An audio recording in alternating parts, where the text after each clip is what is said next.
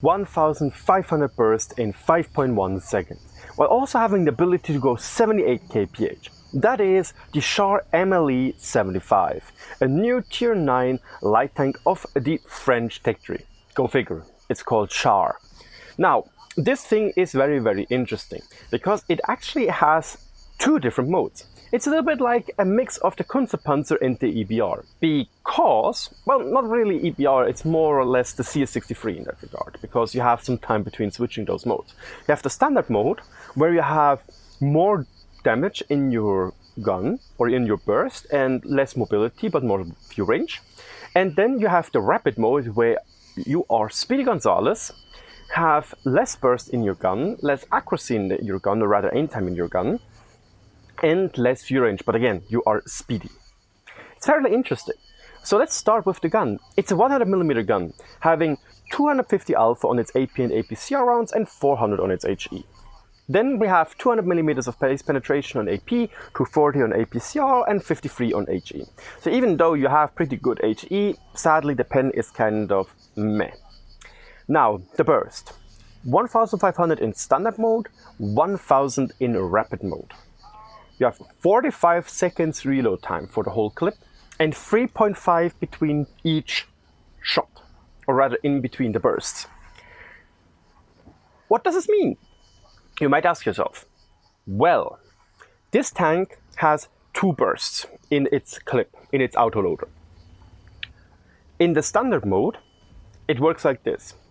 Shot, 0.5 seconds reload, shot, 0.5, excuse me, not 0.5, 0.4. Shot, 0.4, shot, 0.4, shot. That is one burst.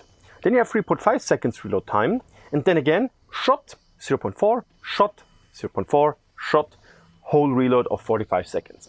That is how it works in the standard mode. In the standard mode, you have 6 shells, hence why 1500 burst.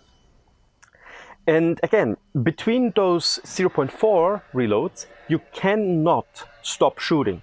It is like the Panzer 1C or the pom-pom gun. Just continue shooting. It's a little bit special in that regard because it's the first time we get this on higher tiers or on a high tier tank.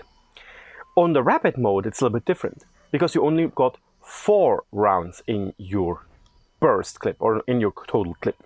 So it works like this. Shot, 0.6, shot, 3.5, shot, 0.6, shot, 45 seconds. Hence why you only get 1000 burst. It's really interesting, genuinely. It genuinely is really interesting. In the standard mode, you have 2.5 seconds reload time, 2.5 seconds aim time, and 3 seconds aim time for the rapid mode. So again, if you're in rapid mode, it is unadvisable to start shooting around. You have 8 degrees of gun depression and 15 degrees of gun elevation, which is totally a-okay.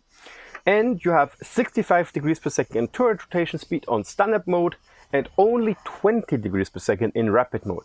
Kind of weird, but oh well. It really looks like Wargaming does not want you to shoot on the move. Seriously, they do not want you to do that. Important. Switching from standard to rapid mode just takes 1 second. But when you want to start blasting, you have to wait 3 seconds to go from rapid mode to standard mode. That's very important to know because obviously sometimes you want to drive into a bush and then you immediately have to change the mode and hope you don't get spotted, etc, etc, etc. And we will see how it works out. But it also means that if you drove into the bush and you are starting to switch, you cannot move for 3 seconds, which is very annoying, obviously. Because you might get spotted in that time and you're just a sitting duck. Not that good. In any case, let's talk about mobility. Mobility wise, we have 55 kph top speed, 20 kph reverse, 1000 horsepower engine with 33.8 HP per ton ratio. On standard mode, on rapid you can see it 78 kph top speed, 45 kph in reverse, 47 HP per ton ratio because now we have a 1400 horsepower engine. Sounds really good for shooting or rather active scouting, isn't it? It really does sound good for active scouting. However, we will get to the issue right now because your survivability is okay. 1250, totally a-okay. Armor, it's a light tank, go figure. It has enough armor that you can bounce some HE rounds, but you shouldn't really trade against EBRs. Issue is, in standard mode, you are driving you have 390 meters of view range, which is okay. It works. I would like to see 400, but that's a-okay.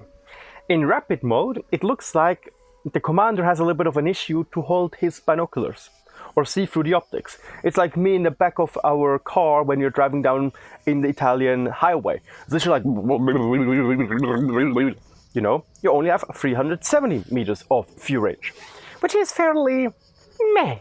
It's actually not that good. You can't really spot that well with that. It's still enough in many cases because you are incredibly fast. Again, 78 kph. I hope I said it right in the first time, you know. English-German switching is annoying. 78 kph is really, really good. And if I'm not mistaken, you should be able to take the turbo because it's a normal light, it's not an EBR. However, don't count me on that because normally I never use turbos on light tanks. Never ever. But I am not sure. I think it's only the EBR which are not allowed to use it. In any case, it also has 3 crew members, the same which we all know from the French light tanks, so we are set there.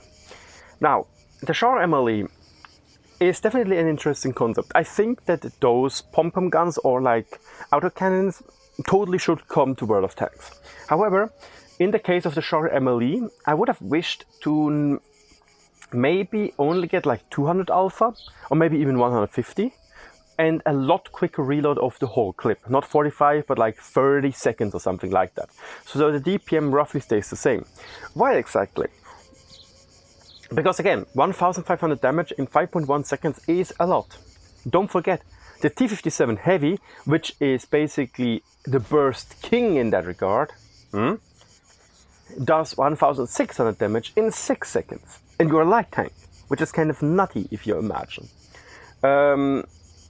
At least then you have the Cobra, which is strong. Like, Cobra is kind of stupid.